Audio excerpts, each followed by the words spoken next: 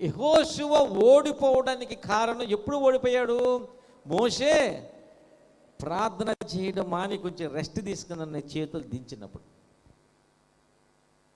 యెహోషువ ఎప్పుడు గెలిచాడు? మోషే ప్రార్థన చేస్తూ చేతులు పైకెత్తినప్పుడు. అంటే యెహోషువ గెలవడానికి ఓడిపోవడానికి కారణం ఏంటి? యెహోషువ దగ్గరున్న ఆయుధాలా?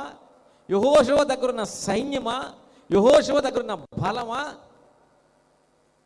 ఇవి యెహోషువ మంచి వీరుడు, మంచి బలాఢ్యుడు, మంచి సైన్యం ఉందనుకుంటే ఎప్పుడు గెలవాలి కదా. మోషే ప్రార్థనకి యెహోషువ విజయానికి లింక్ ఉంది. దేవునికి స్తోత్రం, హల్లెలూయా. ప్రార్థనకి యెహోషువ ఎంత బలాఢ్యుడైనా, యెహోషువ దగ్గర ఎంతమంది బలమైన సైనికులు ఉన్నా కానీ యెహోషువ గెలవడానికి మోషే ప్రార్థనకి లింక్